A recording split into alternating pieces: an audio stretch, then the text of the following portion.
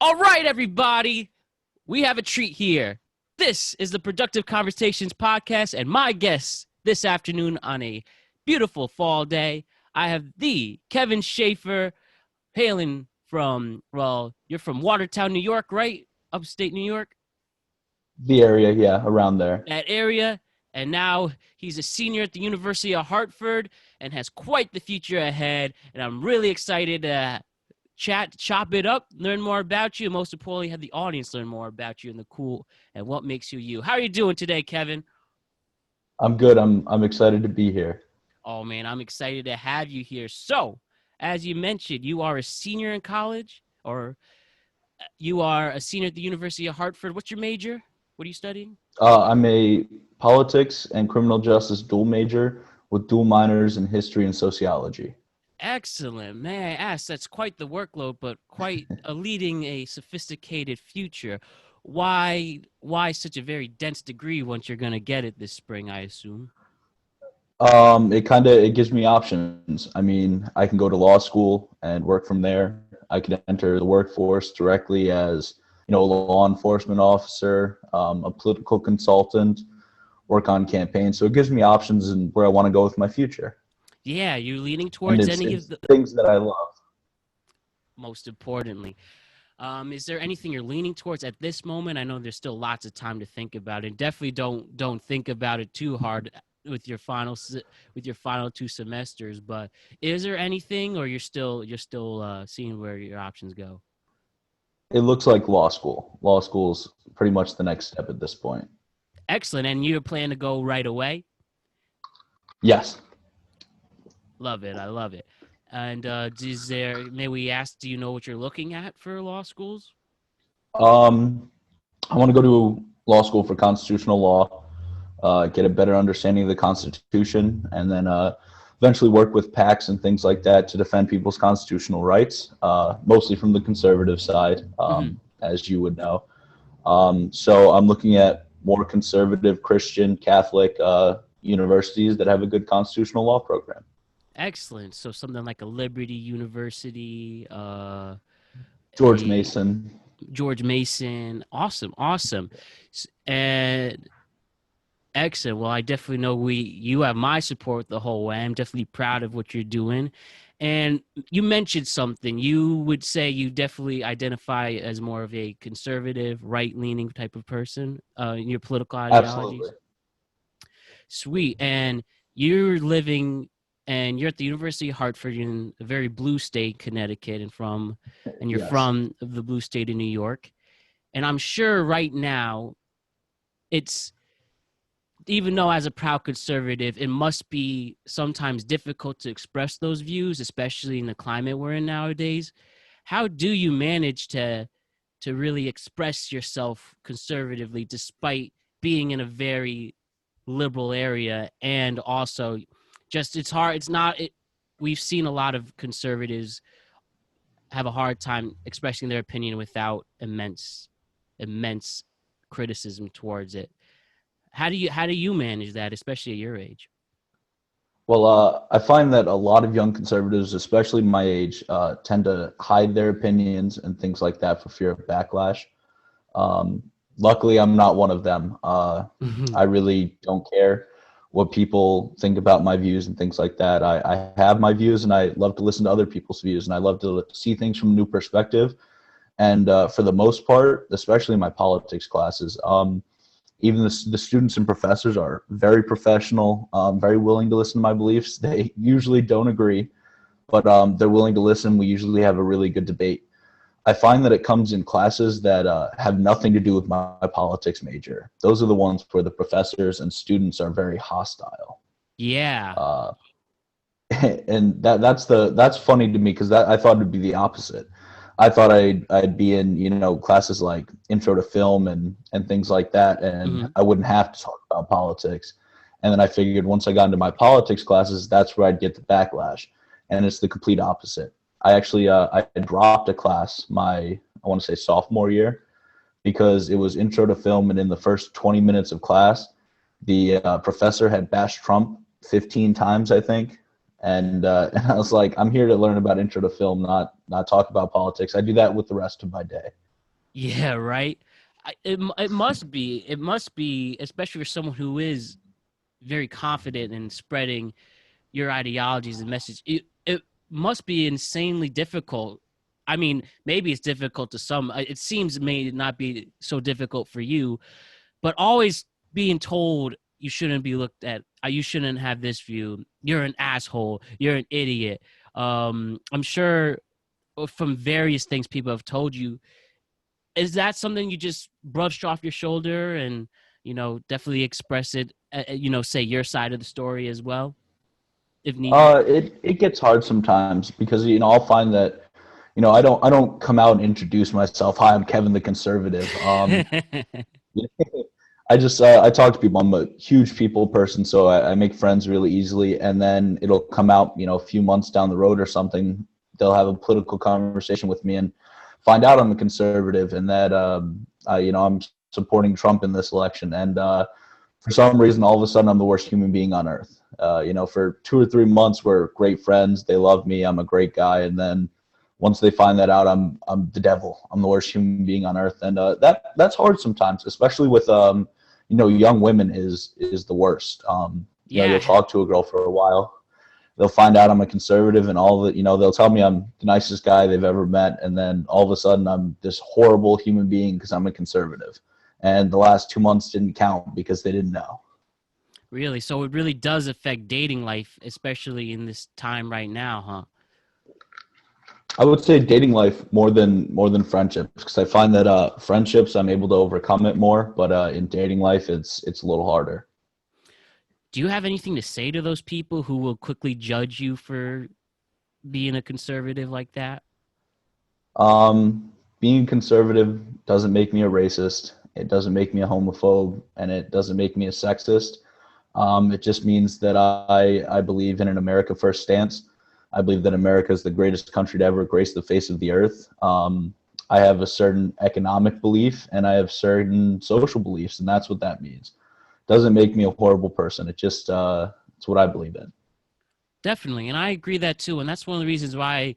I mean, definitely, I just always have great convos in our group chats with you. But I especially wanted to give you a chance on this platform to show that, hey, even though I don't really agree with some ideologies or our president right now, but I can still have a civil conversation. I do want to hear the other side. And even that's happened to me, being a true moderate, down the middle, independent. I don't know. I told the story to you in the chat, but I don't know if I said on the podcast. But long story short, just in case I did, I was on Hinge. I'm listed as a moderate, and I got questioned about it, saying, "Oh, are you this? Do you support a racist president? Are you do this?" And no, I just legitimately want to hear both sides. I We can't have a totally America is based on so many different ideologies, so we have to hear both sides of it, whether you're for small government, big government, whatever it is. We have to come together to see what's right, especially the circumstances of the time. And that's why I really want to give you the chance to express that. And I have another friend, Christian Rosenthal, who'll be on the podcast as well, who's also very, very conservative, and he is also very confident with his beliefs.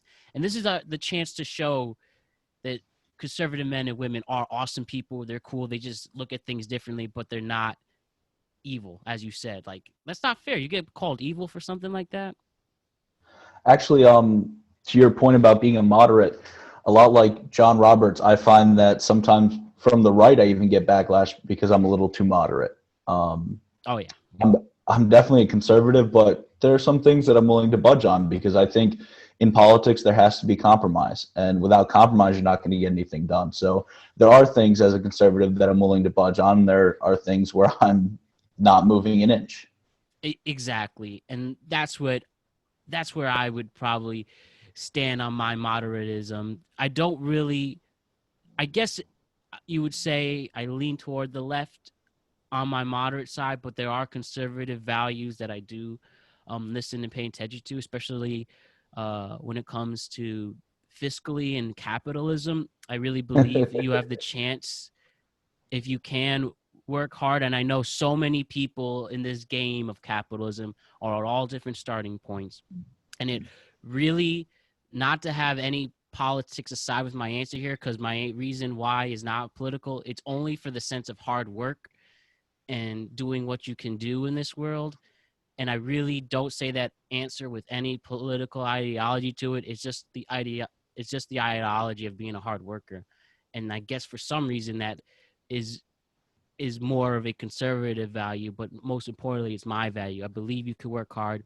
That's why I did this podcast in the first place, because I wanted to do something with the little money I was able to get in this pandemic, still trying to find work.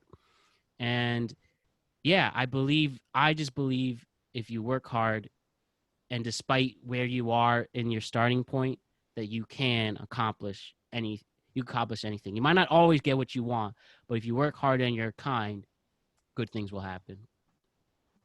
Actually, it's I find the people who complain the most, at my age at least, are the people who came from wealthier families who Oh yeah. didn't really have to struggle for much. And you know, I worked at one point here in college. I was working 3 jobs, taking 18 credits, and working and doing everything I could to help my family and help myself. And that gives me an even more newfound love for the country, because you know this is the only place on earth that you can do something like that. That you can come from, you know, a family that didn't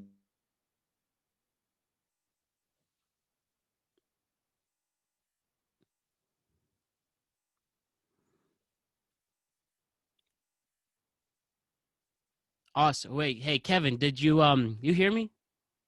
I think someone's audio bopped out. Do you hear me? Yeah, I can hear you now.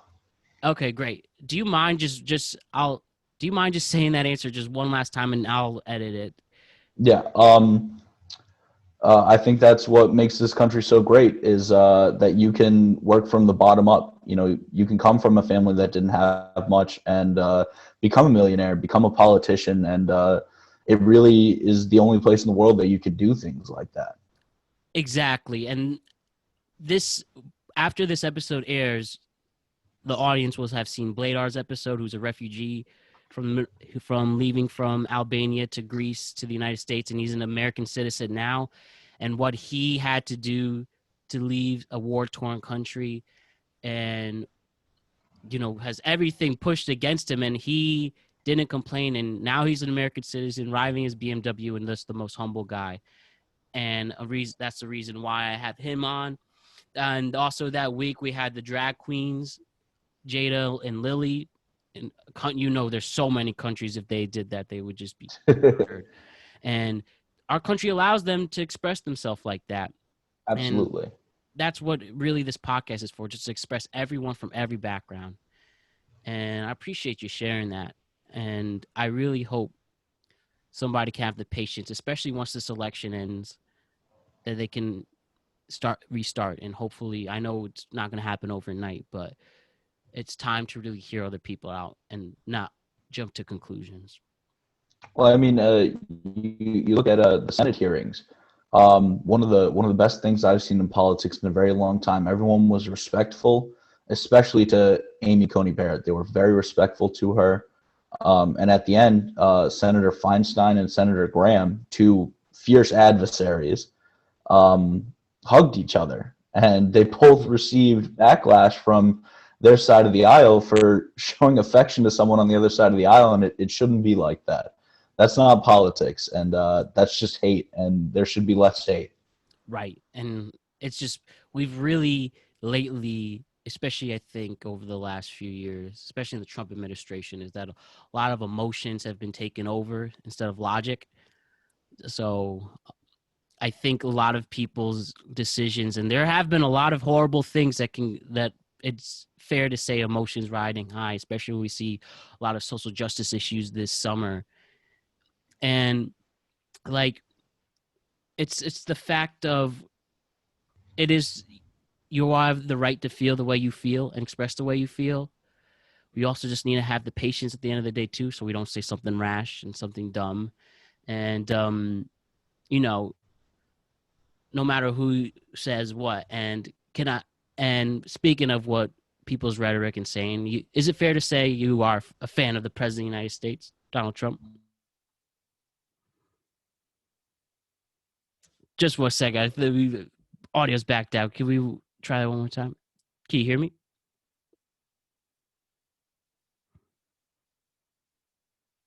Just 1 second. I hope I'm not missing That the any guy I audio. like. Wait, Sorry. I'm sorry. Good. Can you just repeat that one last time? Yeah, And absolutely. if you know what, you could take the. Actually, no. We'll try it again. Just say what you have to say. I'm going to count I off to 3, and then I think I'll it's the re-ask the house question. Wi-Fi. The house Wi-Fi here isn't great, so. All right, no problem. Let's just get that in 3. I'm going to ask the question again. 3, Yeah. 2, 1. We talk about rhetorics and we talk about what people say at the time. I think it's fair to say that President Donald Trump has said a lot of controversial stance, whether Twitter or verbally, and that his words have upset people, and some of his words have encouraged people, and people like what he says. Now, is it fair for me to ask, are you a fan of the president? It's fair to ask you, but I wouldn't answer yes exactly. In 2016, I was a Ted Cruz supporter in the Mm-hmm. primary, and then once Trump won the primary, I took a long hard look at because I'm not afraid to vote Democrat if I have to. I vote based on policy, not personality, not whether you're Republican or Democrat, on your policy. For sure. And to me, Trump was the better of two evils between him and Hillary Mm-hmm. Clinton, in my opinion. And I look at it the same way this year, that I'd rather have him than Joe Biden. I don't exactly agree with everything the president says and does. Some of his policy is phenomenal. And I think a lot of his policy and the things that he does are overshadowed by sometimes the ridiculous, outlandish things he says on Twitter and says. Yeah. And I think if he acted a little more presidential sometimes, people would see the good things that he does. Negotiating a peace deal in the Middle East, something that hasn't been done since Egypt and Israel. Yeah. It is fair to give him credit for that. Yeah, one of the best economies this nation has ever seen. He's lowered drug prices and things like that, and those are the good things that he does that are overshadowed a lot by the stupid things he sometimes says. Mm-hmm.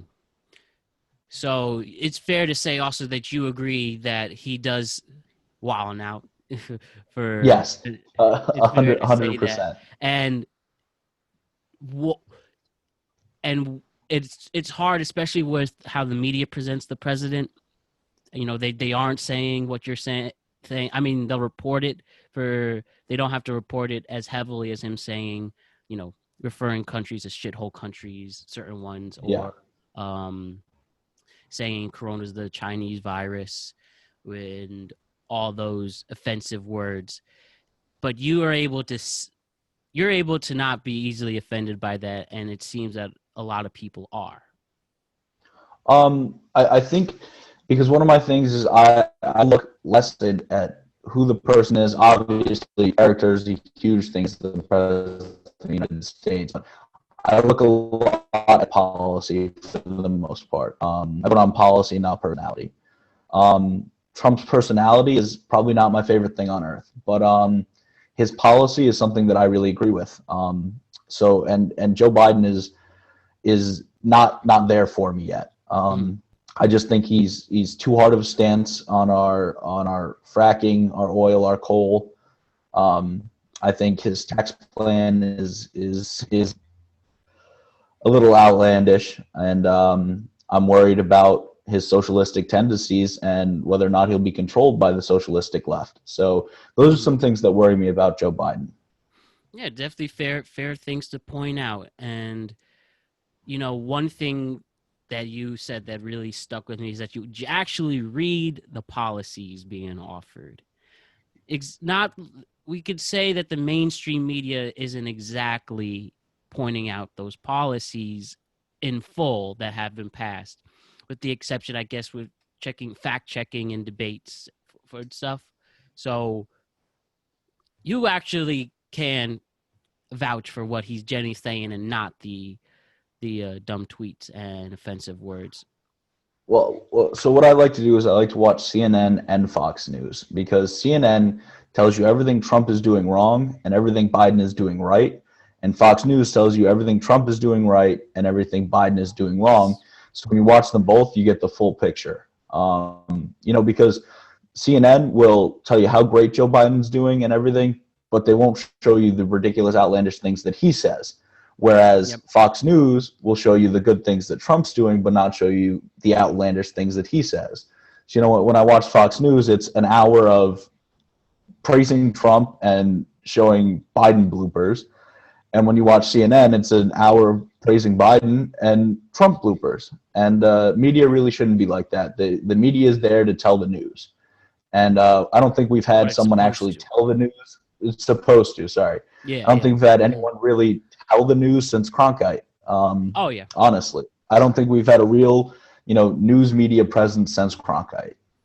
Yeah, it is a ratings battle. They are, you can manipulate headlines and words that you're doing the bare minimum of reporting something, but also now figuring out ways to adhere to your demo. And yeah, it's just so divisive and it's tough. And yeah, like, so you would say to some people who really, really hate and anger Trump, like, and I've talked with people in the podcast and I've said my things and why I disagree with the president. So is there anything you would say, especially maybe some concerned communities, like, we've had to see the Muslim ban or the LGBTQ community who have really been hurt by what some of Trump's actions. What would you say to those communities and other ones who have had a hard time, especially, also Latinos too? Um, well, the first thing I'd have to say is I'm sorry for his mouth. And I get that. That's the big thing that offends people a lot. But actually, Donald Trump is the only presidential candidate in American history to run on a pro-gay marriage platform. In both 2008 and 2012, Barack Obama and Joe Biden said that marriage is between a man and a woman while they were running. Obviously, their policy and their rhetoric after did not reflect that, but they ran on that because that's what they knew would get them elected. And I think Trump says a lot of stupid things, but I also think he's very calculated in what he says. But I think that he's, in all honesty, an asshole sometimes. Mm. But I think that's the reason that he got elected, because he wasn't a politician. Politicians will get up there and lie to you and tell you what you want to hear, and he gets up there and says what he thinks and feels. He's under Donald Trump, we've had the lowest African American and Latino unemployment in American history, which surprises a lot of people because they think that he doesn't do anything for those communities, and he does. Obviously, what he says sometimes can be offensive and taken in sometimes the wrong way, and I apologize for that. But when you actually look at the policies and things that he does, it helps everyone. It doesn't just help one community and hurt another. It helps every community. Yeah, there's some powerful stuff saying that, and we can agree that the common denominator at the end of the day is Trump's mouth, both verbally Yeah, and on absolutely. Twitter. And it might be, there might be a fact to say that he's done too much damage for a lot of people to forgive him. Of course, there are some who are willing to hear sides, but there are, like I said, those communities I mentioned and others who there's nothing else he can do. I always joked, I've said, Trump can save a person running out of a burning building, and he catches him, and people will still figure out a way to bash him. So if what I will say, I will say I'm voting for Biden. I will not be devastated and feel hopeless if Trump is reelected. I think my personal belief is especially a morale change, and it may be the loudest voice for that morale, which is one of the reasons why I'm voting for Biden. But I also understand that, and like you, that Trump really isn't the devil as other people say. Like, my parents have had their best years financially during the Trump administration. My parents did battle unemployment, and my parents have been doing well in the Trump administration. And to be fair, and despite both of them not liking him, they can also admit that too. So it's just, at the end of the day, it really is at the end of the day with Trump, it's all on his mouth. That is the big enemy at the end of the day. And I actually I agree with that, and I also have to say that coming from perspective of the right, that's how we also feel about Joe Biden. You know, I don't know if you've heard some of these quotes, but quotes by Joe Biden: "If you don't know whether you're for me or Trump, you ain't black." Unlike the African American community, the Latino community is very diverse. You know, walking up on the stage and playing 10 seconds of Despacito, it's things like that that kind of alienate the right. And, you know, I know people who are the same. If Joe Biden ran out and, you know, caught someone jumping off a building, they still wouldn't vote for him. So I completely understand your sentiment about Trump, because a lot of people on the right feel that way about Biden. yeah, and it may be the way I'm viewing, and especially my vote, it might be just the casualty of the game of how the election is. And though, you know, also diving into the policies that our candidates have and where I'm at in my life as well, especially paying attention more. You know, I need to be on my own for healthcare in a few weeks, in a few months. I have student loan issues. Yeah, they are issues.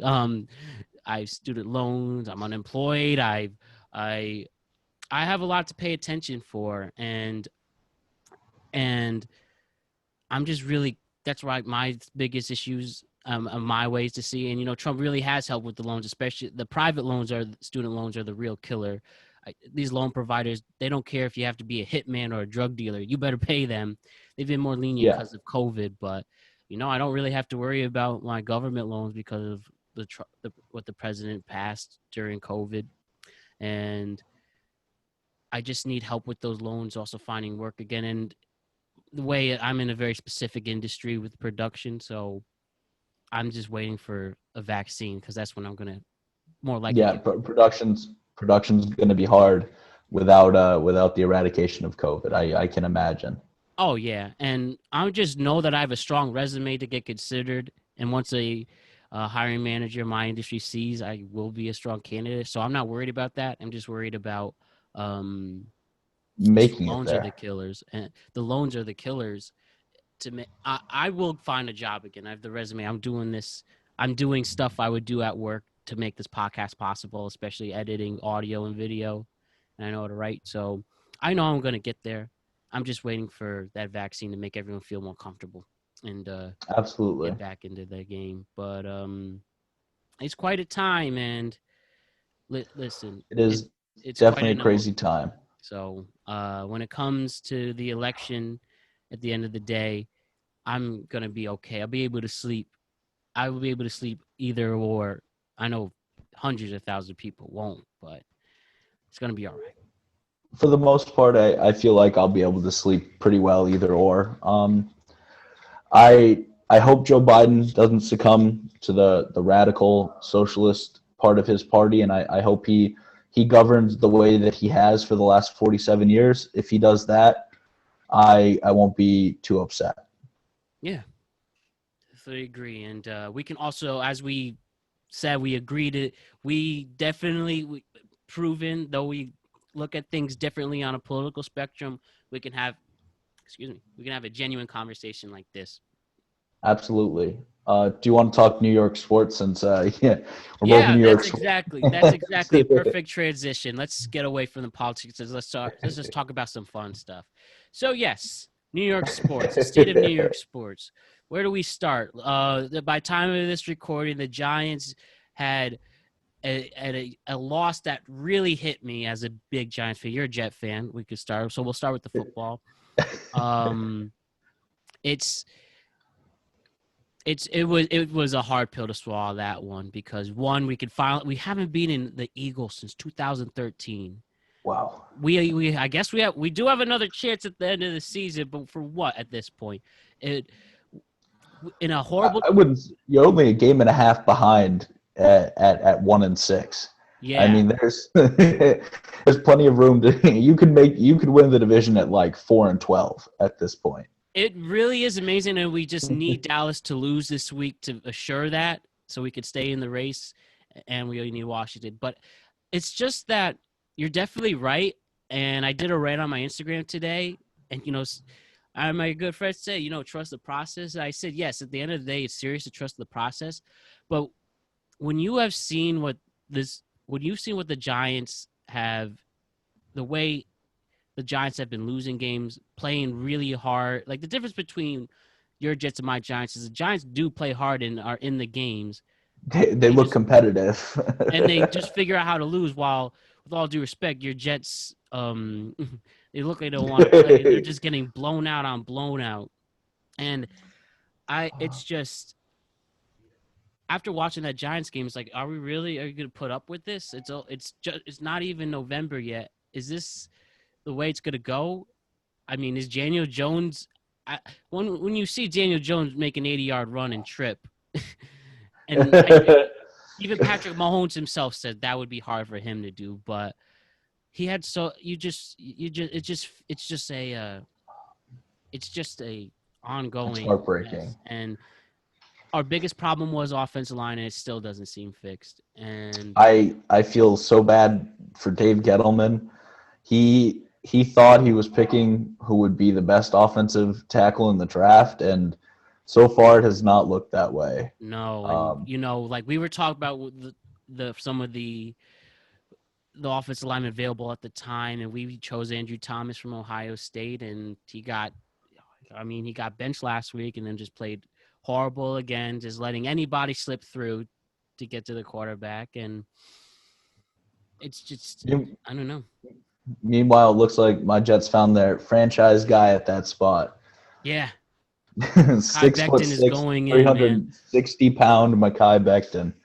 See, I'm happy for you guys. He seems like the only one.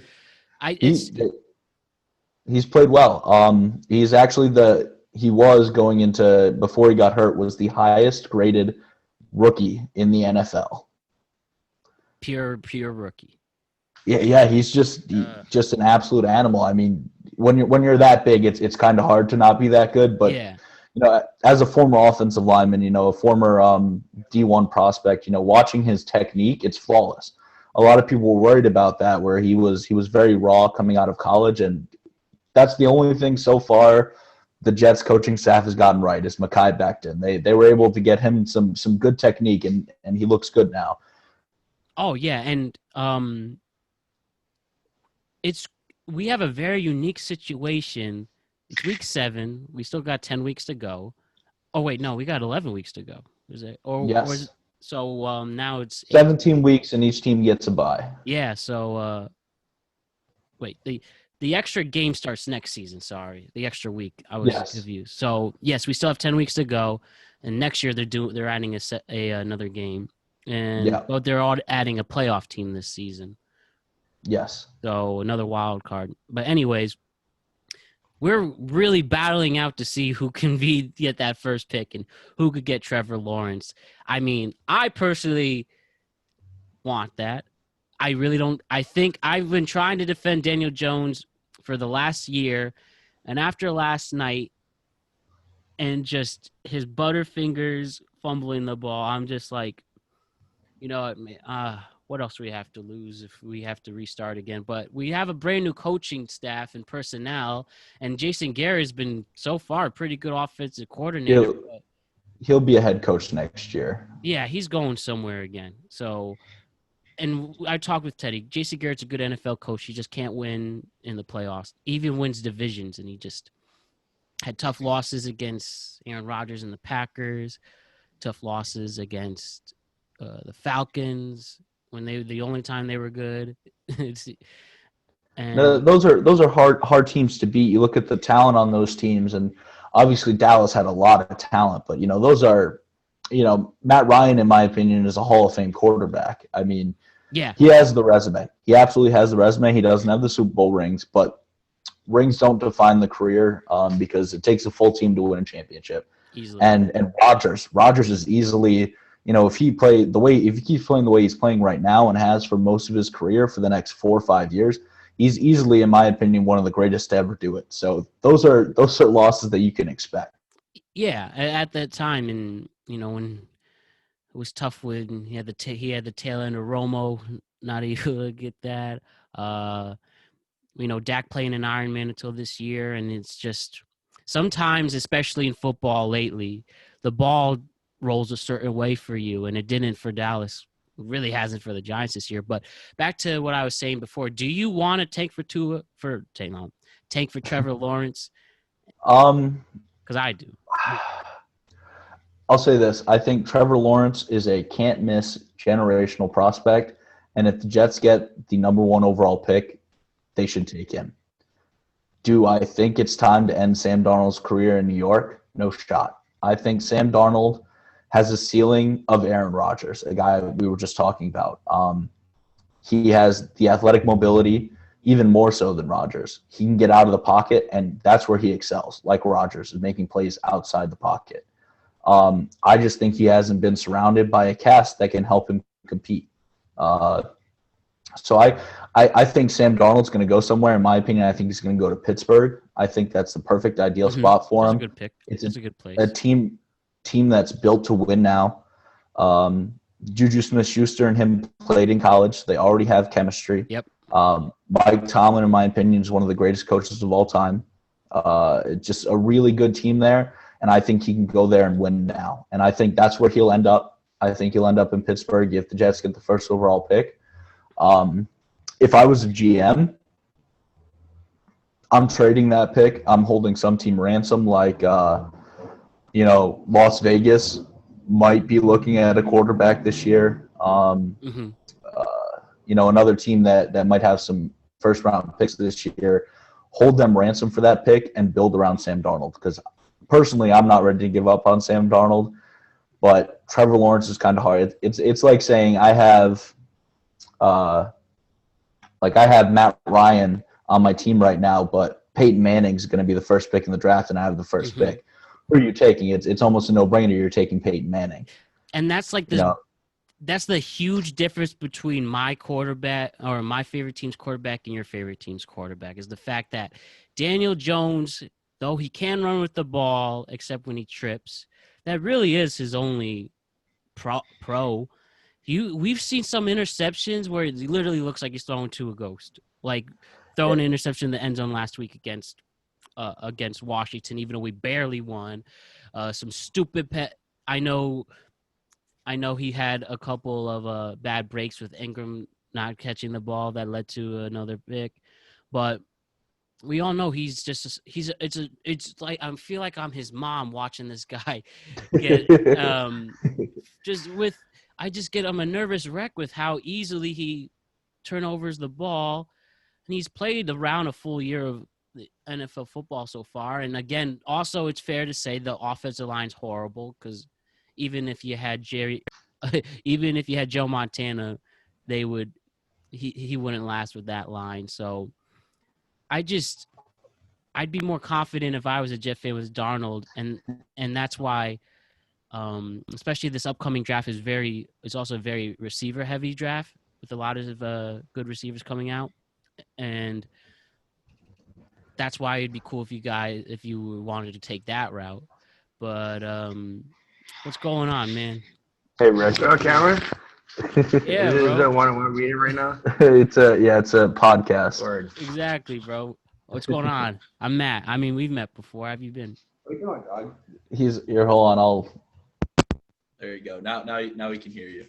What's going on, Brody? How have you been? Chilling. How's the house going? I'm great, man. We're just talking New York sports. Then I definitely want to talk about how fraternity's doing, and we're just having some fun. How you been? I've been chilling, dog. The house is dirty as hell, as always. I know exactly what you mean. Only one word: dirty. That's all I can describe. For sure. Is there anything you want to plug besides your name saying?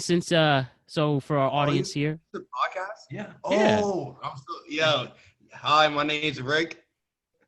Thank you for having me on your podcast. Of course, Rick. Thanks for joining us.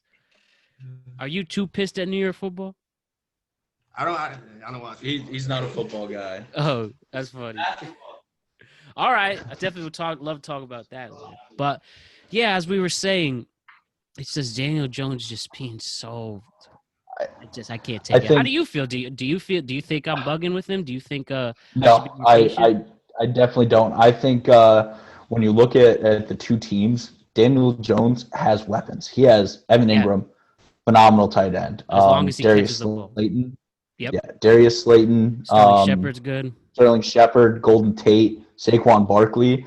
He has the weapons to be successful. And he hasn't shown me those flashes, those glimpses yet.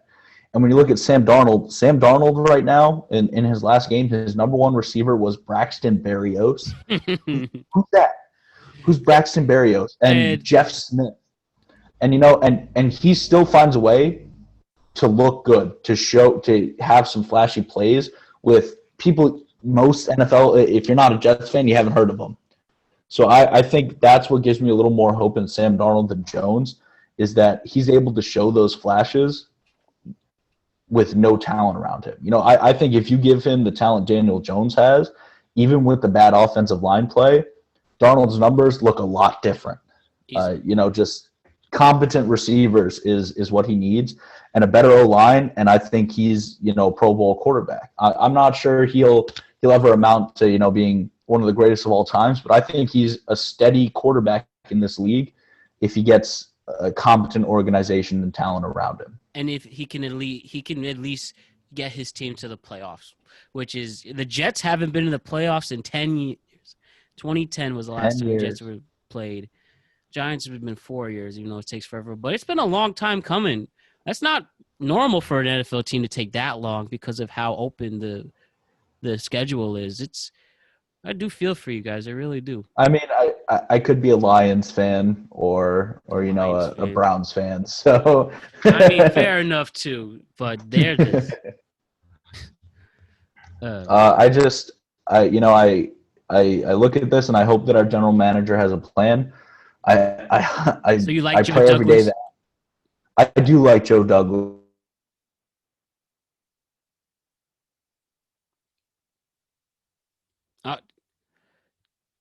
Just for a second, the audio. Can you just in and out with the audio? Probably just take the mic in and out. Hey, what's up? There we go. All right, you were saying? I think he's a tremendous scout when it comes to the offensive line. That's what you look at the Ravens. The Ravens found great value picks on the offensive line during his time in that organization, and that's all accredited to him. You look at he's the guy who basically helped make the decision to pull the trigger on Ronnie Stanley, one of the greatest, one of the best left tackles in the league right now. Orlando Brown, a third rounder out of Oklahoma that no one really heard about. He pulled the trigger on him. That's one of the most underrated aspects of that franchise. Is an amazing offensive line.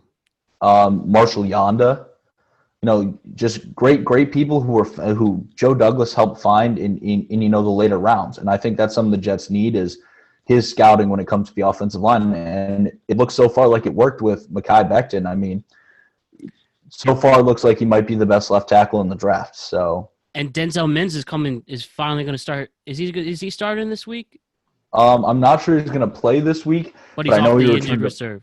Yes, he returned to practice, and there's some rumors coming out of practice that he's making some pretty insane catches, and he's been making some really, really crazy catches in practice this week. So I'm excited to see him because he's the piece of the draft that we haven't seen yet, really. Yeah, no one has. And he's what I want to see.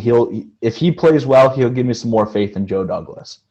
It's kind of funny because it seems that the receivers from this draft class specifically really have been exceeding expectations, whether you're CeeDee Lamb from Dallas, whether you're Shenault from Jacksonville. You think history could repeat itself for the Mims. Yeah. Even Ruggs from Vegas is playing a lot better than people expected him to. But the thing is, when you look at the receivers that are playing right now and how good they're playing, the rookies now, if Mims doesn't live up to expectations, that's a huge problem. It's going to look Because bad on Douglas. That means Douglas picked the wrong one. That means Out Douglas of who didn't. was available, yeah. Yes. I mean, so I think because, he actually traded back to get Mims, which was when I saw that move, I was probably one of the best moves I've ever seen by a GM.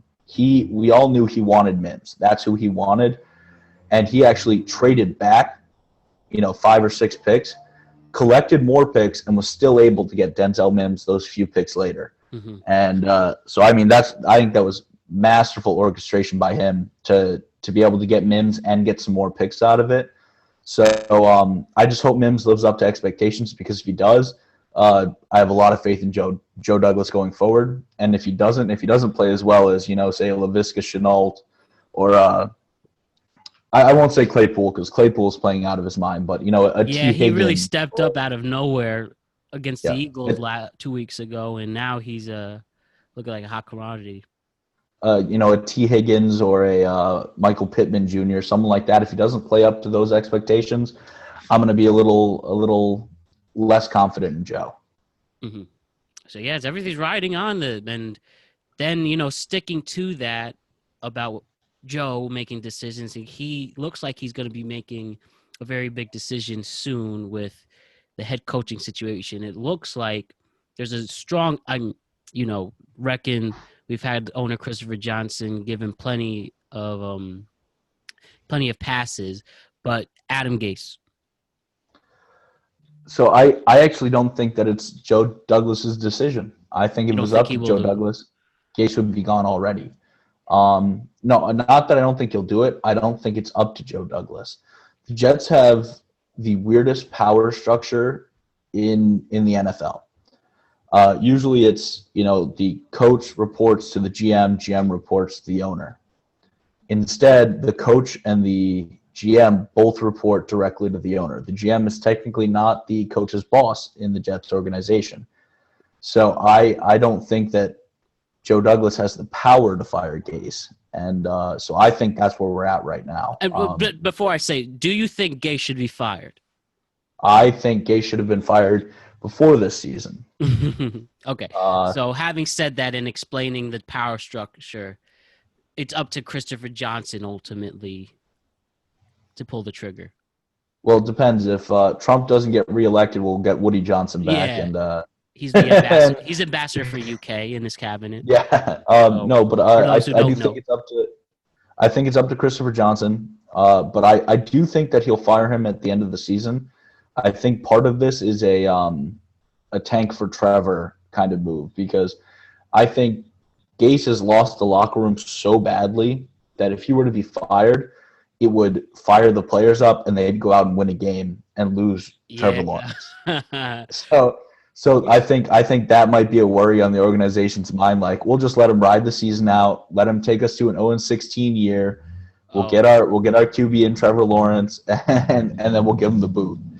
I think the Jets' next head coach, honest prediction, I know who I want, but I think it's going to be Jason Garrett. I really think Jason.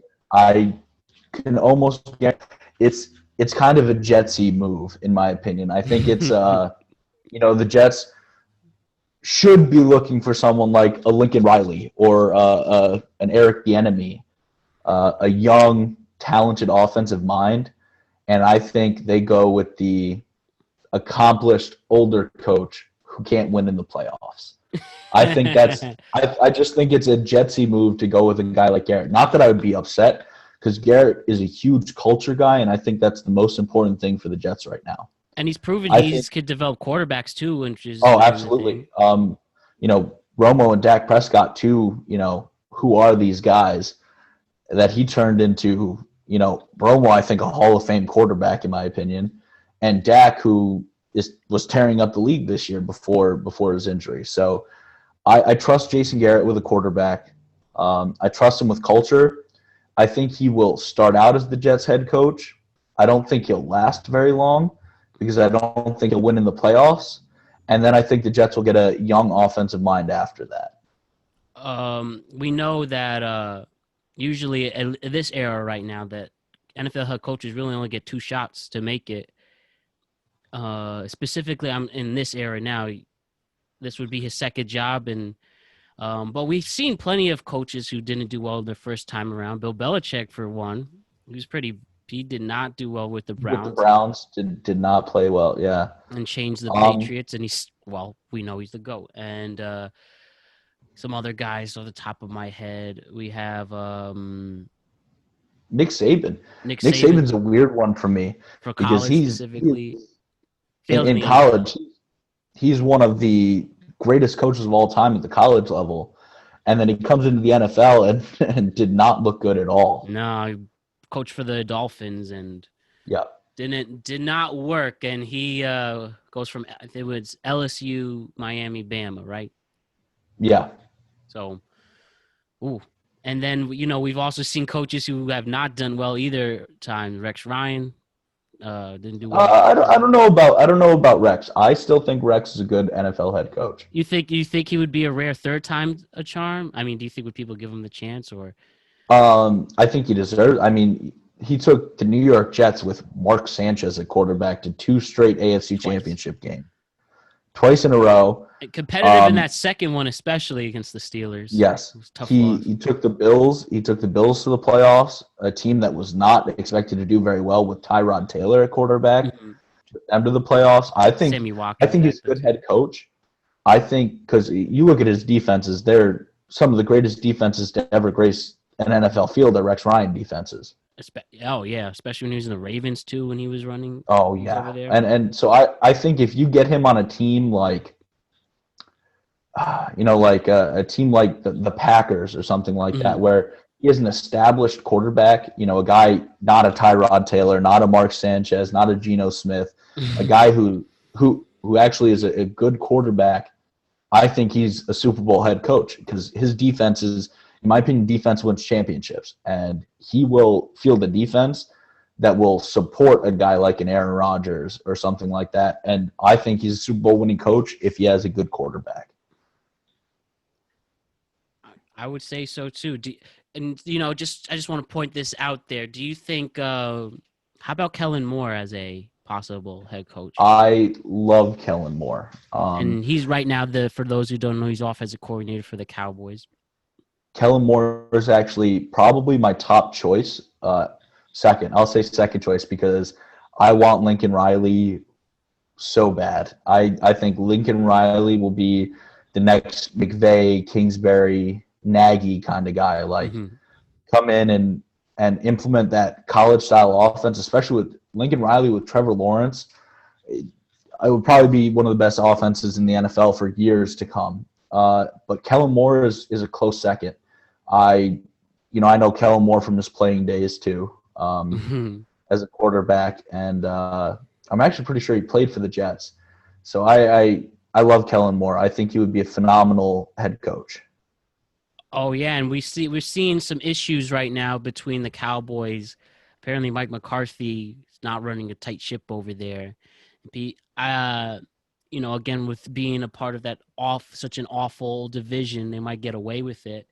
But who knows if I think a lot of people were surprised that Jerry Jones didn't promote him as a head coach, whether it's from experience or whatever. I mean, the guy's I'm looking at it right now, he's only 32 years old. And it's just, it seems that him and Eric Bieniemy, the offensive coordinator for the Chiefs, as you mentioned before, those are the hot coordinator guys. Salah from the 49ers, San Francisco, another big guy. Right. So it's all about that young guys in the early 30s giving the big shots now. And I honestly think what the Jets do with their pick and Trevor Lawrence, in my opinion, comes down to the next coach.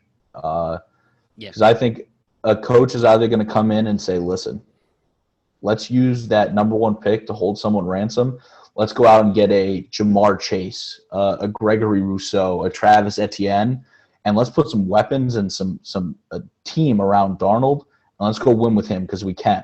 And why you waste that pick Not that it'd be a waste on Trevor Lawrence, because again, I think he's a generational talent. I think he's Peyton Manning, but with speed and athleticism, which is insane to me.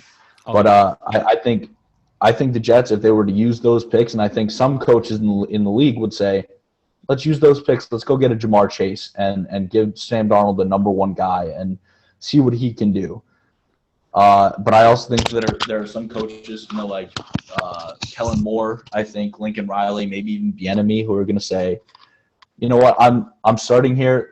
Give me my generational talent. Give me my QB, and then let's build around him.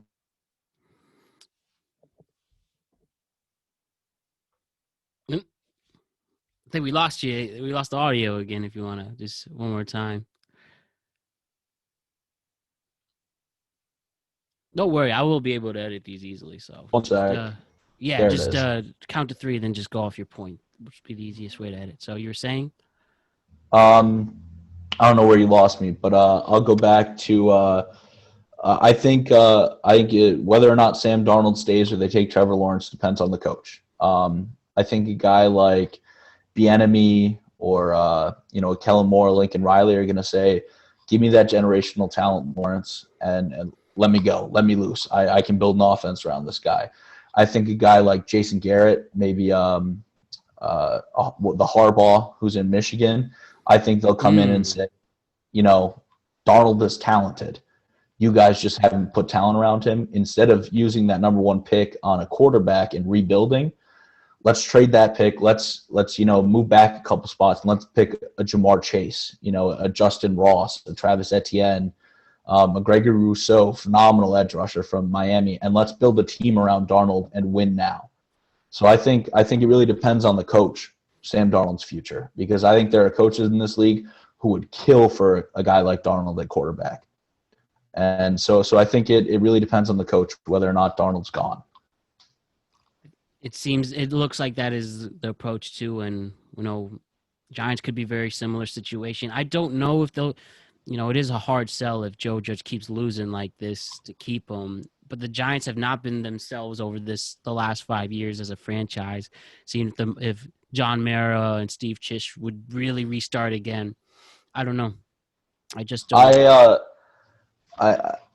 What I have to say is it depends on Gettleman. If Gettleman's still there, they're not taking a quarterback. I'll tell you that much because he loves Daniel Jones. Daniel Jones is his guy. Oh my god! Yeah, I cannot think of a more random pick in my entire life watching football. I know. Didn't he get not one star recruit out of college and 16th overall? Sixth. Yeah. Yeah, six. Yeah, 6 overall. 6 overall, and he did that. I mean, it doesn't matter. I mean, Dwayne. If they didn't take him, they were taking Dwayne Haskins, who doesn't look much better. So. Yeah, that's what I'm not worried about. But Gardner Minshew is making some noise. That was a fail-miss opportunity there. But Gettleman, if he's still the GM going to this draft, I think he's going to pass. I wanted Justin Herbert really bad at the time, but you were saying so. I didn't mean to interrupt. I love Justin Herbert, but I think if Gettleman's still the GM, he passes on 2 of the better players at the top of the draft, which are a quarterback. So this is assuming they don't get the first pick. If the Jets go 0-16, like everyone expects them to. I think they pass on Trey Lance, Justin Fields at quarterback. And then I also think he passes on Penei Sewell, who is, the number 1 left tackle, because, Gettleman's a very proud guy. And if he takes Sewell or a quarterback, he admits that the Andrew Thomas pick and the Daniel Jones picks were bad. So I think if Gettleman stays, he's going to screw the organization even more by passing on 2 guys that the Giants could really use, and just out of pride. So that definitely worries me. But if Gettleman's gone, I think, and they don't get the first pick, I think it's Trey Lance or Penei Sewell. Well, I will say with Gettleman, to be fair, there's a few guys that he really, and I'm saying very few guys that he hit on. Bradbury's been looking like an amazing defensive back. Bringing in Martinez, he's looking good. Logan Ryan, but that's really it. And did he draft Willie Hernandez? Did he, or was I it? believe he did. And that looks, and he's the only other competent guy, and he only had his first penalty this year. So he's done well, in free agency, but that's not where teams win. Nope. Teams win through the draft. You win and build through the draft. And to me, Gettleman just hasn't shown me the draft acumen yet. I don't see it. Passing on guys like Becton, Wills, who's the other one? Wirfs for Andrew Thomas, who, I think he was a great college left tackle, but when you look at that film, he is clearly not the athlete that the other three are. Nope. He is, clearly doesn't have the technique that the other three do, and always beat him. All these pass rushers beat him every single time. I'm just waiting for a massive pancake meme that's going to happen with him. But taking him at 4 was just I didn't like it. I didn't like the pick, especially when you need to hit on that pick. If you're taking someone at 4, it's got to be a hit. Yep. And if I'm Dave Gettleman, I'm going with the guy who's 6'6", 360 pounds, and even if he can't play left tackle because of technique, he can go on the right side. And I'm running the Saquon behind that guy every play, because no one's getting around him on a run play. He's gonna pancake everyone in front of him. So that's just me as a GM. I'm taking the massive guy who's kind of raw, because worst case scenario, I move him to the right side and I teach him how to be a good run blocker. There should be good times ahead. There's only ways to go up from here, right? So why don't we quickly talk about baseball a little bit before you tell me about fraternity life? So you're a Met fan. I'm a Yankee fan. Now, we're not as bad as our football, because the Yankees in this era of brutal playoff losses, and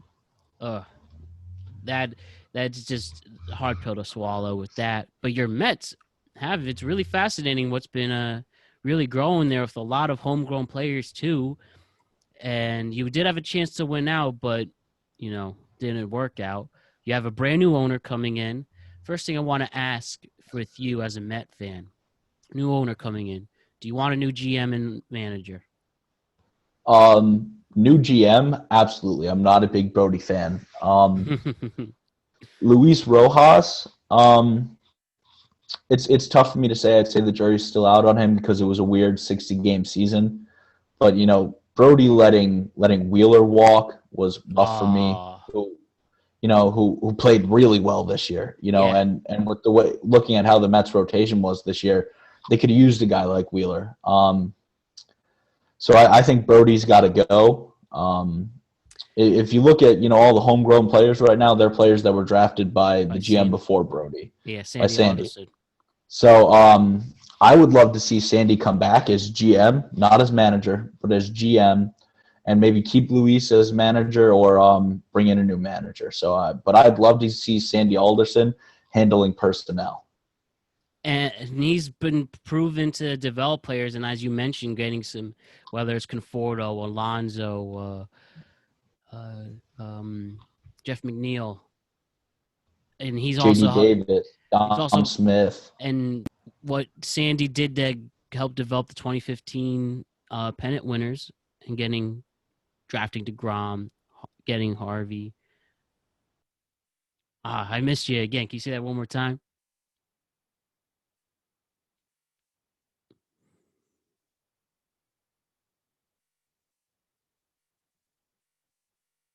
I can't hear you. What'd you say? I said, that was a tough loss in that 2015 World Series. I got to watch those games, not there, but I got to watch those games, and it was tough because, as a Mets, Jets, Islanders fan, I haven't seen a championship in quite. I don't even. Ever. Yeah, I don't think I've seen a championship in my lifetime that I was old enough to remember. So it hurts when you get there and you lose. Oh yeah, can I say, one thing you probably hate with Brody too? Reckon the jury's still out on Rojas, and then seems pressured by having public pressure to let Beltran walk away after his controversial outing, and then he could have given the job to Joe Girardi. Oh, that hurts me. And I whether that's wanted a Joe. Wilpon reason why not to get to a salary or not, and probably that's another reason why we don't. We all know his oh my God, Robinson Cano and Edwin Diaz is all him, and you traded I can't think of the guy's name, the huge prospect who they think might go off for the Mariners. Oh yeah, no, a great pitching prospect. I couldn't tell you his name, but he's got long red hair. Has looked phenomenal. And Edwin Diaz and Robinson Cano have not looked phenomenal. So that's a tough pill to swallow. I think Steve Cohen. All I'd say about Steve Cohen is JT Realmuto and Trevor Bauer. That's all I have to say about Steve Cohen. You just want one of them. He doesn't have to break the bank right away, but just one of them, right? Oh no, I want both. You think he could? You think they would do that? I think he can, and I hope that they do. I mean, the two pieces that are really missing from this Mets team right now are a second ace. Because you look at Syndergaard's hurt, Stroman was hurt and then opted out. Matz didn't have his best year. Oh, from it. DeGrom still pitched well. So if you have Bauer, DeGrom, Syndergaard coming back, Stroman coming back, that rotation of four is probably better than any other rotation in the league. Do you think the Mets will resign Stroman? Because he's a free agent after this year. I think they will. I think they'll bring Stroman back. But and then you look at the Mets lineup. They have, Conforto. They have Alonso. They have Rosario, McNeil, Jimenez, J.D. Davis, Dom Smith. They have a lot of guys who can hit and play well. The only piece they're missing is a catcher who can hit. And you add JT Realmuto to that, and I think it's a championship team. They have all the pieces they're missing. This year, their offense was insane. They were missing the pitching. The last couple of years, their pitching was phenomenal. They were missing the offense.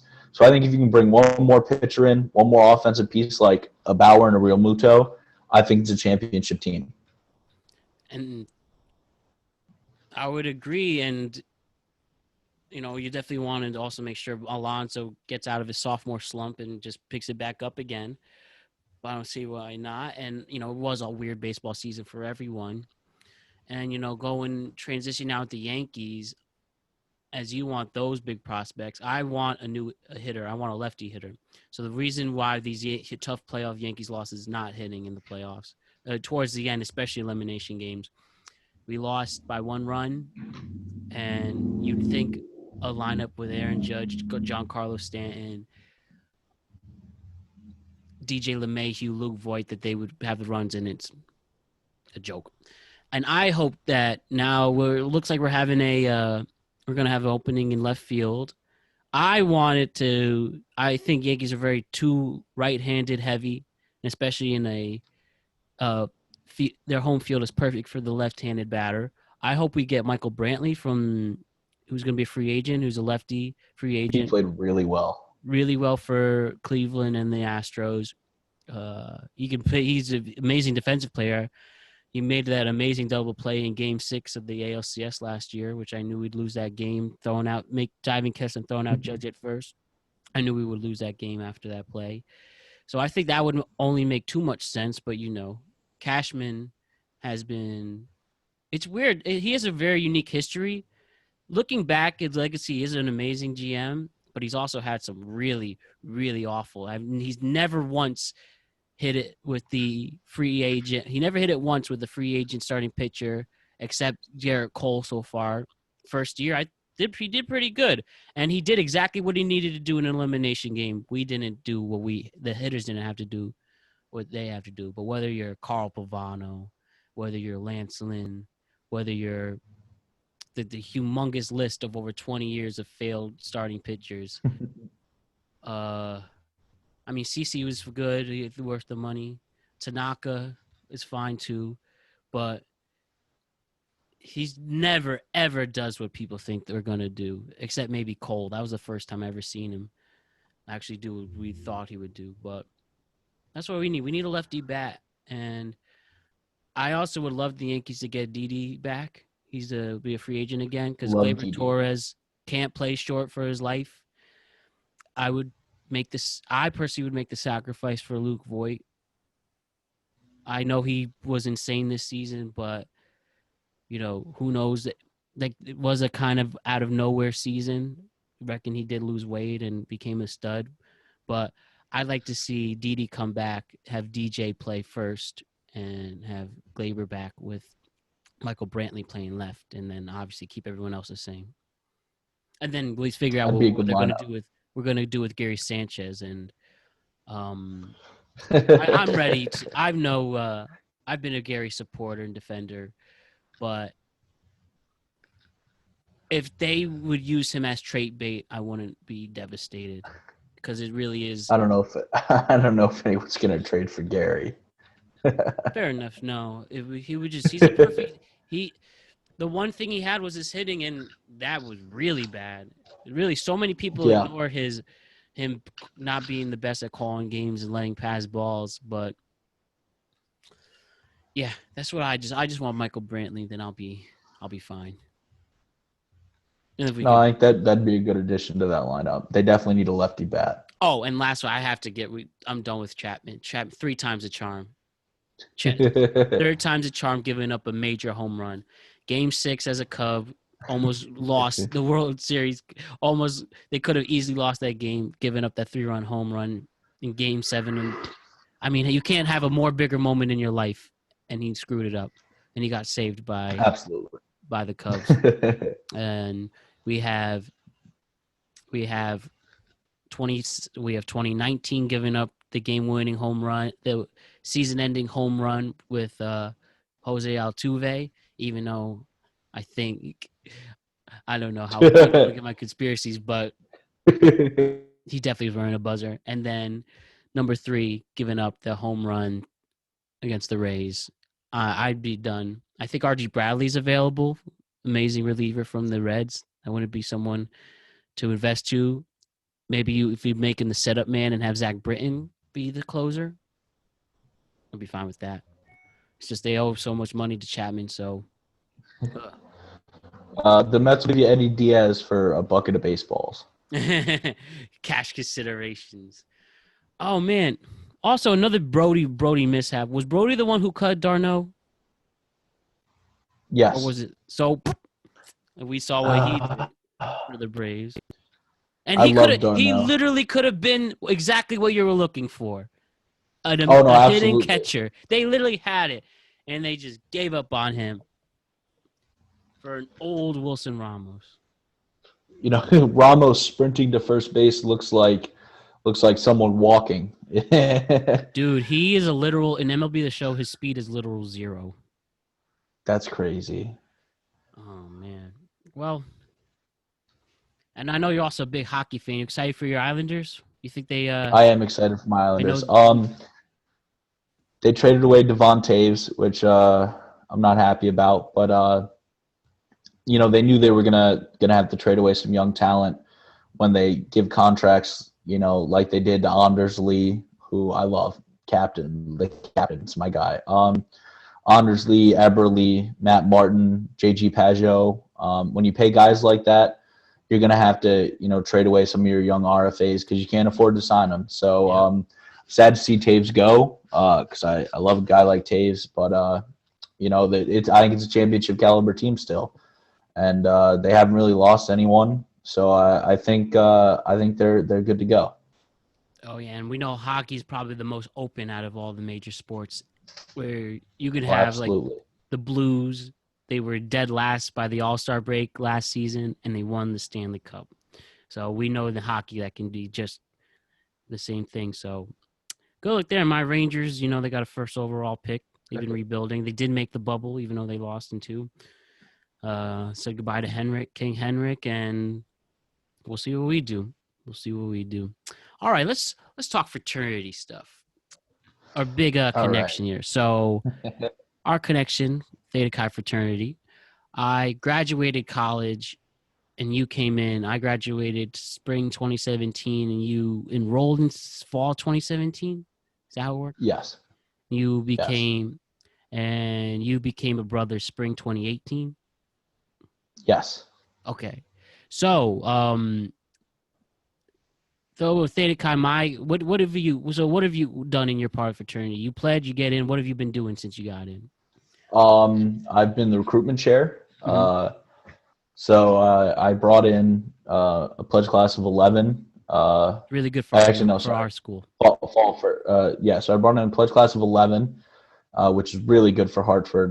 My first time around, and then in the fall I brought in a pledge class of 5, That's a which lot for was this the fall. That's a the lot. biggest pledge class that we had in a very long time in the fall. So I was really proud of that. I left my mark because I recruited guys that I thought were really Theta Chi material. So I kind of molded the fraternity the way that I wanted to see it with guys that I thought really wanted to be here. And then I became marshal uh, last fall. So I was marshal this past spring. Had to deal with being marshal over Zoom for half Now the that's semester. something.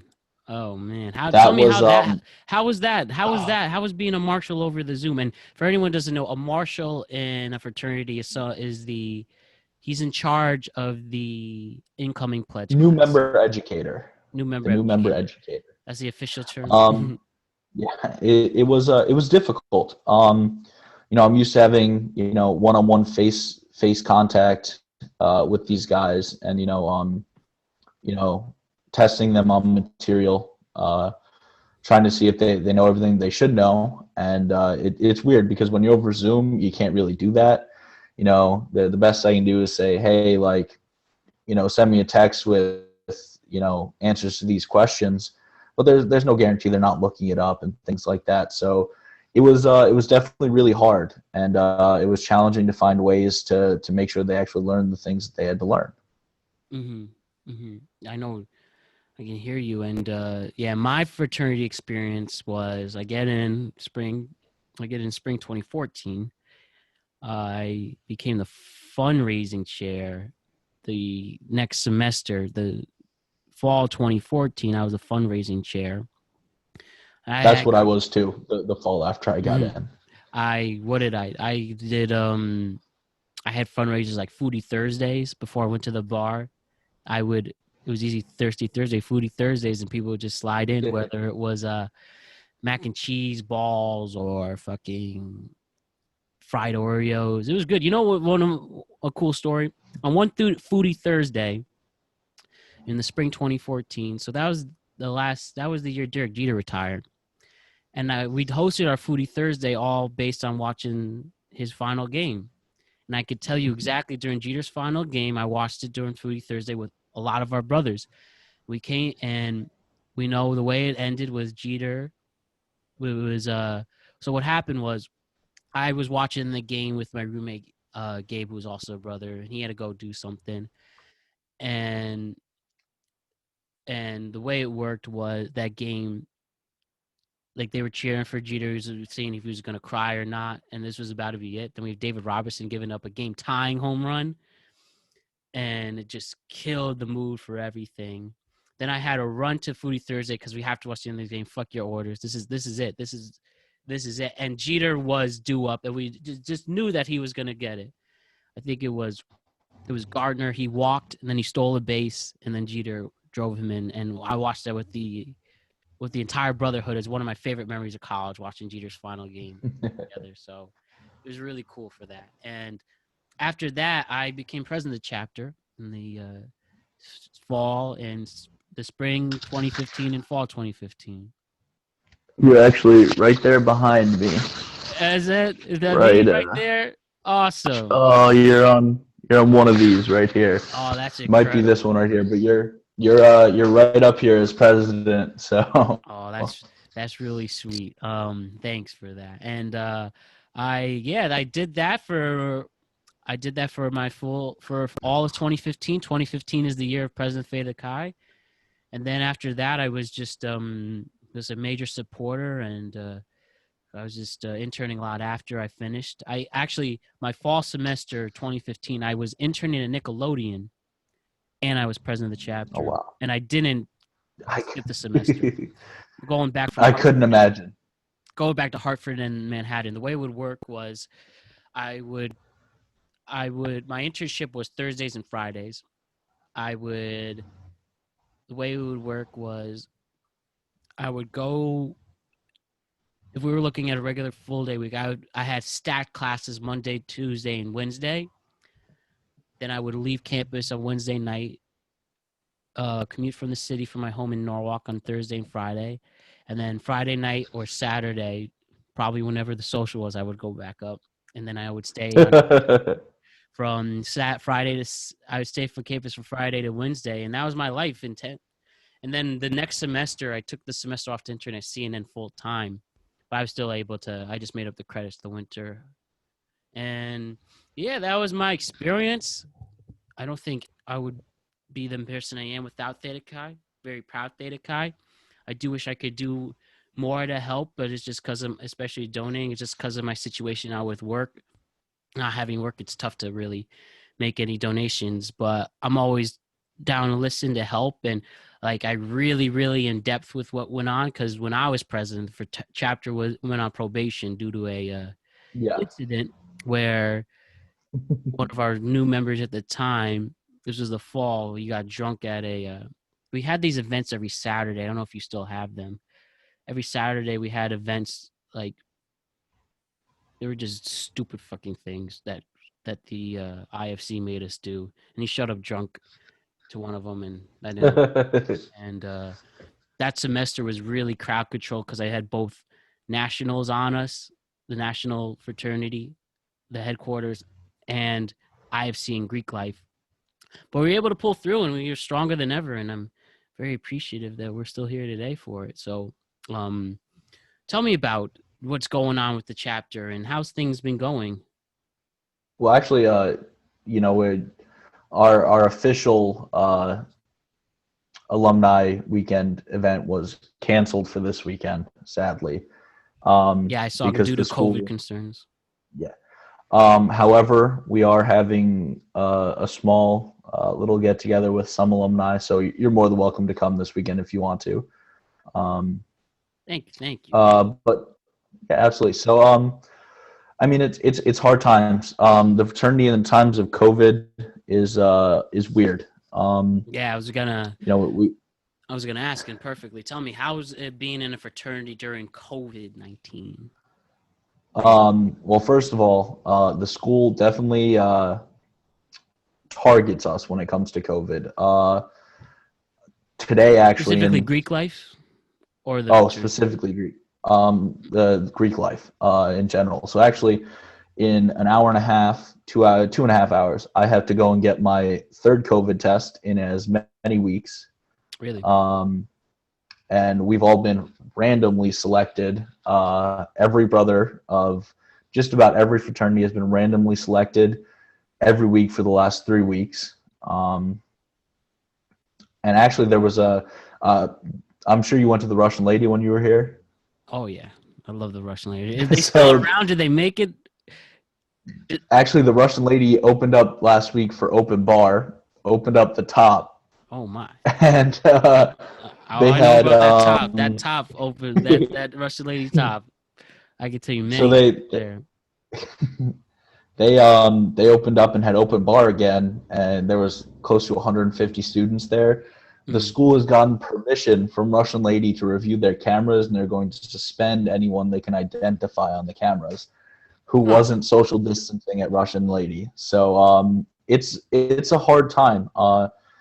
You know, we can't have socials. We're actually what's weird is our house, our fraternity house, isn't school subsidized. It isn't on school property. You know, it's a private residence. And the school has basically told Greek life that we don't care that you're in a private residence. You can't have more than 10 people there.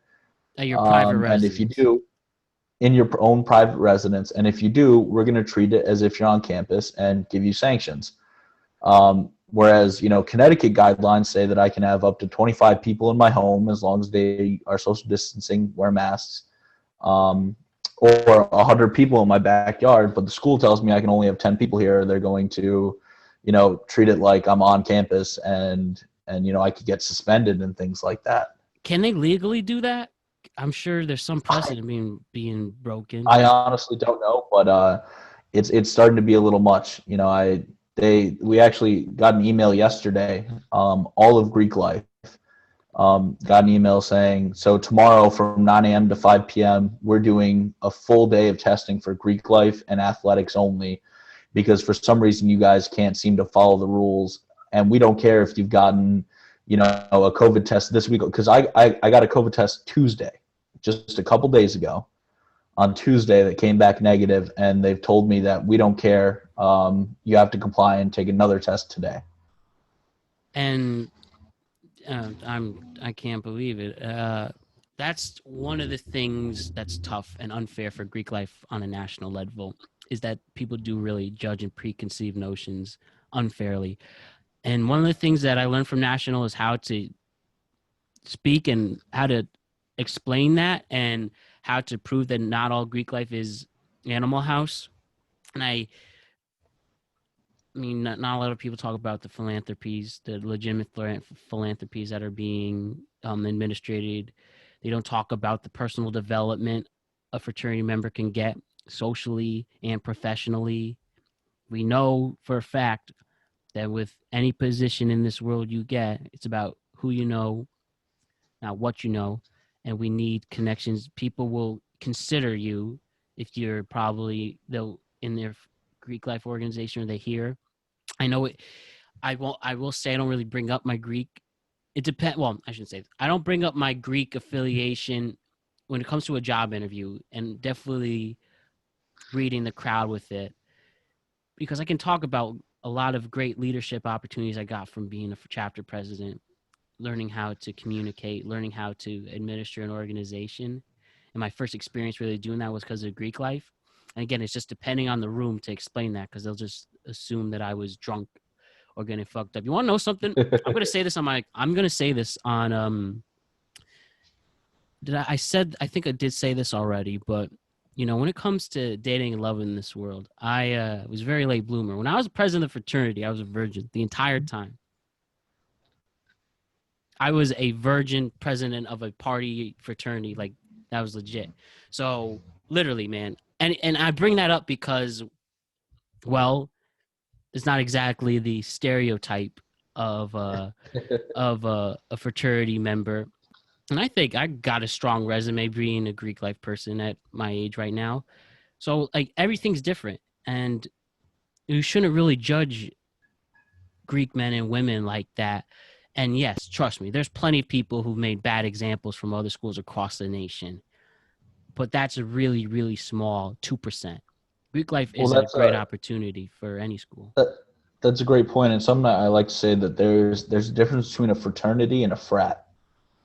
Just like there's a difference between a frat boy and a fraternity man. A frat boy sees a girl who's a little too drunk and takes her upstairs to his room. A fraternity man sees a girl who's a little too drunk and takes her home, locks her door, and leaves. And we in Theta Chi, especially here at the University of Hartford, like to pride ourselves on being fraternity men. And that's something that a lot of people don't see, because the only thing that anyone really sees is, frats.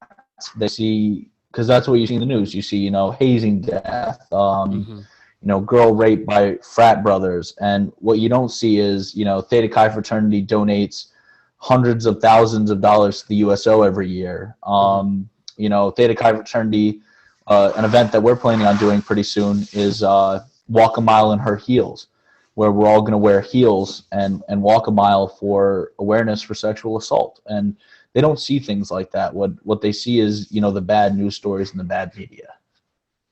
And it's a shame. It's a real, real shame. And, as hopefully generations of time shows that, we can not have that Animal House assumption against the Greek men and women.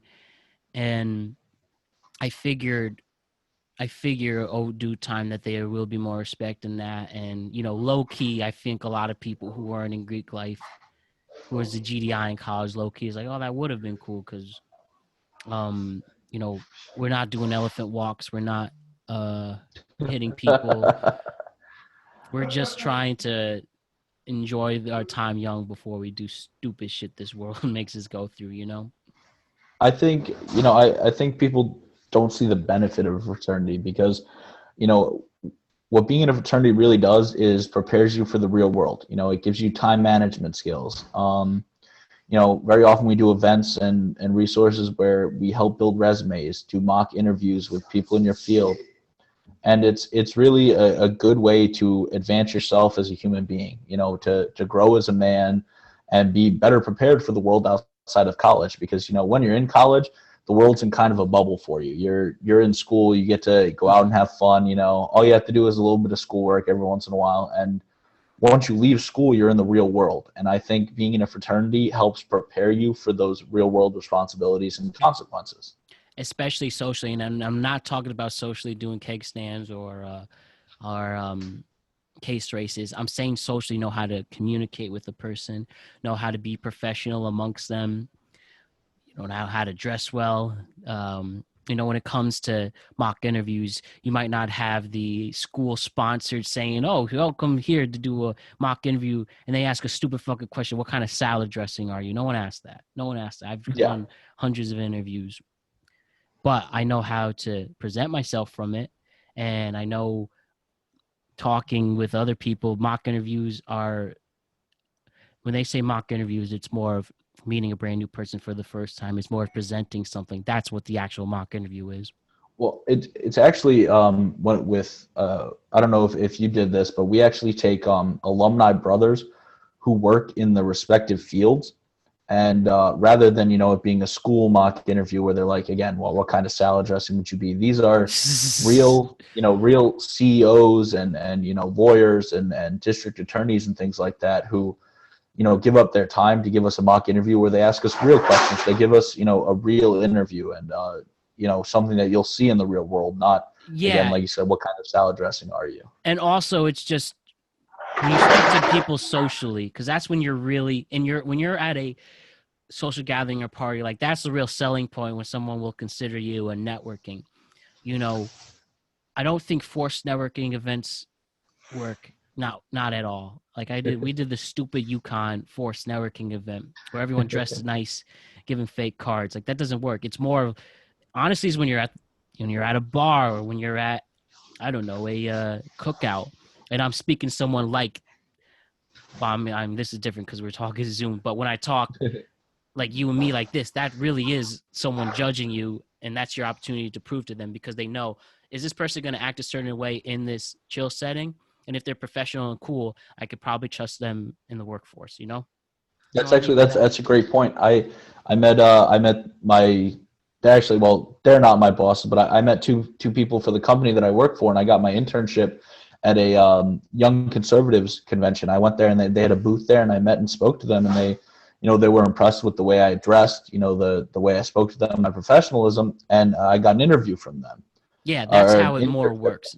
Not the an stupid. internship, and then after the internship, the first thing I did, I went to a fundraising event for one of our biggest donors, and I met him. And once again, I was dressed well, my suit, the way I spoke to him, and everything. And he offered me a job also through them. So See, it's amazing. it's and the fraternity really helped prepare me for that because they helped teach me how to dress, suit and tie. That also comes from my parents, but the Mhm. fraternity, how to present yourself and how to be a professional.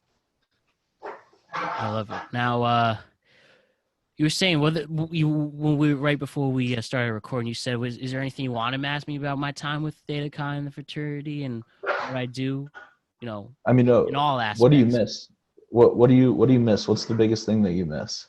I miss I miss having that. I miss being able to go to someone's apartment, just walk in, and then not getting in trouble for it. I miss the camaraderie and hanging out with people. One that's definitely, I just miss seeing my friends, and I'm in group chats with brothers, and there are a few that are my best friends for life. I really do miss seeing everyone on a relaxed, non worrying about paying your taxes Yeah, aspect. no, because because I'm a senior this year. I'm heading off to law school in less than a year now, and it sucks, because it flies by so much faster than you think it would. It feels like yesterday I was a freshman moving onto campus, and now I'm almost done with my first semester of senior year. So it just flies by. Oh my God, take it in, man. As you know, and been told many times, it does go fast, and appreciate every single second, because when you're in this real world, paying stupid student loans, paying your rent, paying your car bill, paying your phone bill. Well, I already paid those things. I mean, on top, when they really stick up to you, especially, yeah. that's what sucks. And doing your 9 to 5 or doing a creative job, and it's just nice to drink beers. If you're into smoking weed, smoking joints and blunts, which are For not legal bad. reasons, Yeah. I don't smoke marijuana.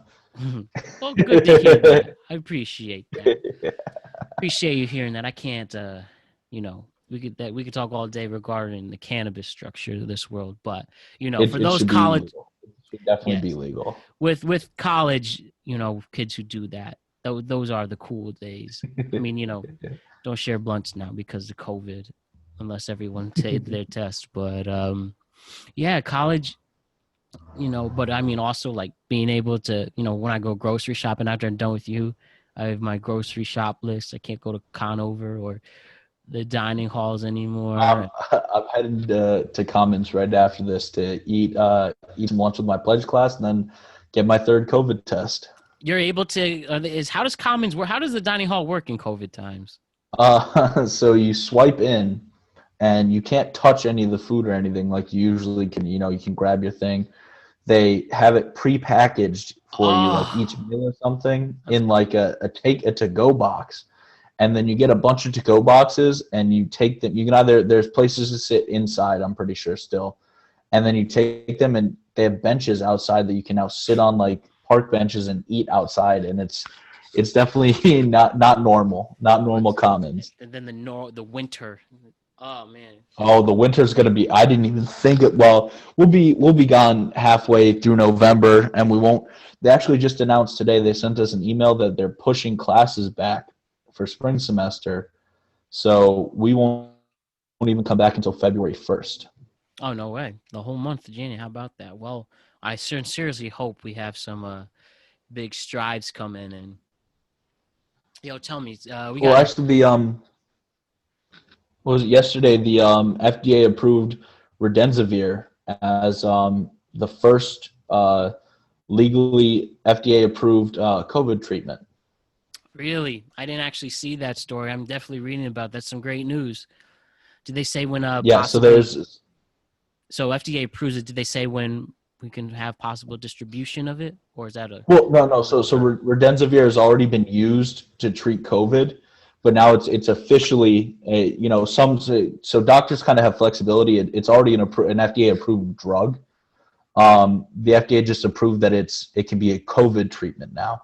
So doctors were using it to treat COVID, but now it's fully approved. The FDA says yes, this works for COVID. Excellent to hear. Oh, I guess we're almost done. We've been at it for an hour and a half, and it's been a really good time. I don't know if you've been having fun. I certainly have. And I definitely had a good time. Basically, is there anything else you want to leave us off with? Any wisdom? Any words of advice or anything to say? Everyone love everyone because life's too short to hate. Can't end off with a better note. All right, Kevin. Well, I thank you for coming on. It's been an absolute pleasure. Absolutely. Thank you for having me. Absolutely. And let's do this again, and I'll see you in the Johnson group chat. But I definitely hope to see you in person. Really hope to see you in person very, very soon as well, and we can chop it up then. Well, hopefully you come up this Saturday, and we'll be able to hang out and talk a little bit more. Awesome. Well, I'll see what I can do, but just in case I can't make it this Saturday, let's definitely figure something out soon. Absolutely. We're not too far. You're only in Norwalk, so if anything, we'll grab lunch sometime. Hey, man, I'm not opposed, but I'll definitely speak to you again. And I definitely, on behalf of the listeners, thank you for coming on. And you the man, Kevin, and stay safe out there. All right. You too, Matt. All right. Peace out, brother.